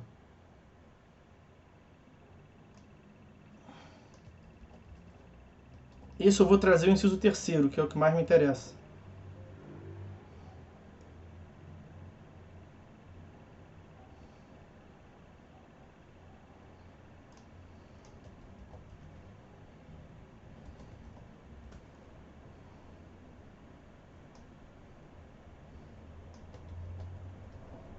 Olha aqui. O que fica mais claro é o artigo 105, inciso 3º, a linha C da Constituição Federal. Compete ao STJ julgar em recurso especial as causas decididas em única ou última instância pelos tribunais regionais federais ou pelos tribunais dos estados, do Distrito Federal e território, quando a decisão recorrida der à lei federal interpretação divergente da que lhe haja atribuído outro tribunal. Então o Tribunal do Rio diz uma coisa, o Tribunal de Minas diz uma outra coisa. Aqui não é um juiz ou outro, é o tribunal. O entendimento do tribunal é um, o entendimento do outro tribunal é outro. Quem é que vai decidir? O STJ. Porque compete ao STJ dar é como a doutrina diz, a última interpretação sobre a lei federal. Sobre a lei federal. Então o STJ definiu o entendimento. Depois de tanto estique-puxa, tese para um lado, tese para o outro, bateu no STJ. Opa, agora vai definir. Aí o STJ fala assim, olha, a interpretação correta é do Tribunal de Minas. O que é para fazer?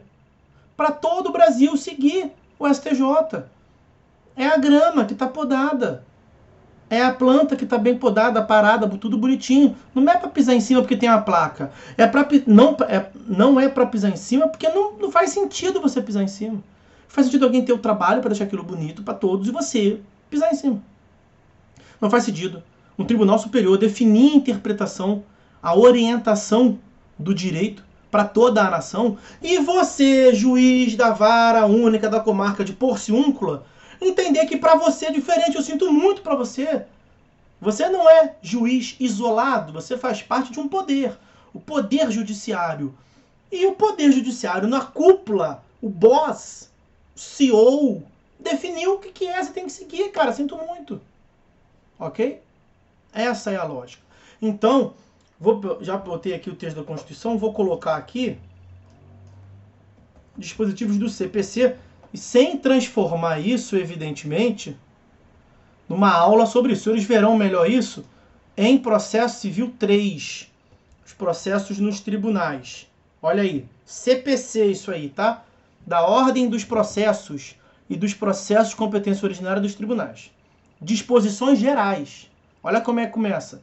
Os tribunais devem uniformizar sua jurisprudência e mantê-la estável, íntegra e coerente. Então, aquele conjunto deve ser um conjunto uníssono, um conjunto uniforme, íntegro, coerente.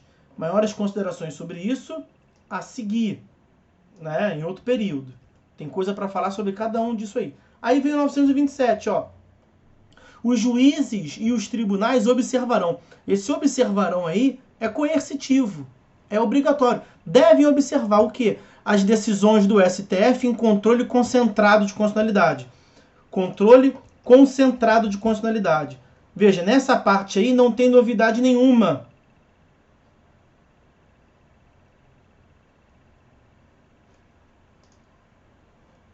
Um momentinho só, tá aqui na Constituição. Não tem novidade nenhuma. Olha o que prevê o artigo 102, parágrafo 2º da Constituição. As decisões definitivas de mérito proferidas pelo STF nas ADINs, nas ADCs, produzirão eficácia contra todos e efeito vinculante. Isso não estava na redação originária da Constituição.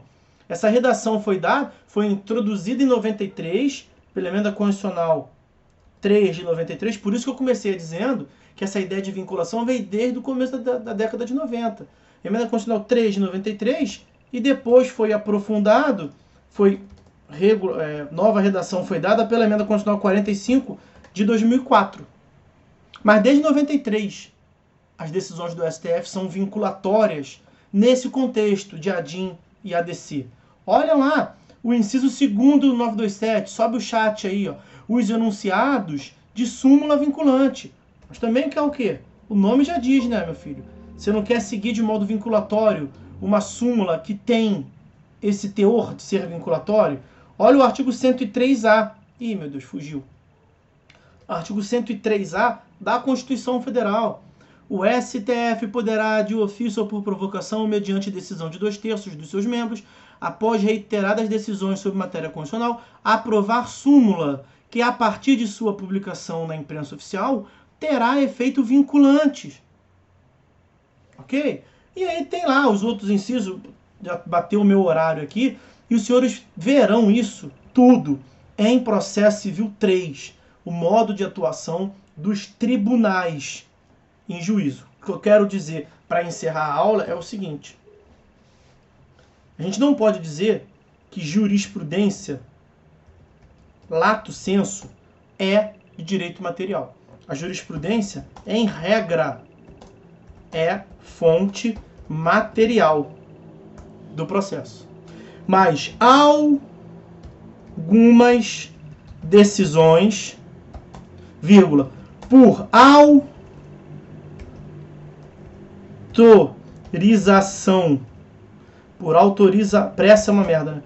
autorização do ordenamento jurídico, então não foi inventado pelo Poder Judiciário, foi o próprio ordenamento jurídico que disse: algumas decisões, por autorização do ordenamento jurídico, possuem eficácia vinculatória, ou seja, eficácia coercitiva. É para todo mundo seguir. Logo, essas decisões, não são todas as decisões. Algumas decisões passam a ser fontes formais do processo. E com isso a gente encerra, portanto, a aula de hoje, tendo visto todas as fontes, o caráter subsidiário e supletivo do CPC e a aplicação da lei processual no espaço. Ok? Então, dia 24/4, nós falamos da lei processual no espaço. Nós falamos do caráter supletivo / subsidiário do CPC, artigo 5º, e analisamos todas as fontes do processo. Ok? Sexta-feira que vem é feriado nacional, dia 1º de maio. De modo que para aqueles que não estão indo com a cara do gordo, que se arruma para dar aula de moletom, eu percebi que estava de moletom depois, chegando aqui. Aí também não quis tirar, chegar atrasado por conta disso. Então, para quem não vai com a cara do gordo de moletom, tá ótimo, semana que vem não vai ter aula. Para quem tá até achando legalzinho, sinto muito. Mais um feriado na nossa grade aí. A gente vai continuando. Se lá na frente precisar, a gente marca entre a gente um encontro desse aqui. Mesmo que tenha voltado a aula presencial, a gente complementa a matéria se precisar nessa forma aqui. Fiquem tranquilos que o mais importante para mim é o conteúdo, tá? A gente vai fechar tudo perfeitamente. Ok? Então é isso. Um abraço para todos aí, bom final de semana. Fiquem todos com Deus. Se alguém quiser fazer alguma consideração, falar alguma coisa, obviamente fica à vontade no chat ou ativando o microfone. Caso contrário, contar até 3. É 1. Basta colocar um pera aí no chat que eu entendo. É 2. Vou encerrar então, galera. É isso. Show. Um abraço a todos. Fiquem com Deus. Boa noite. Bom final de sexta e bom final de semana. Fui.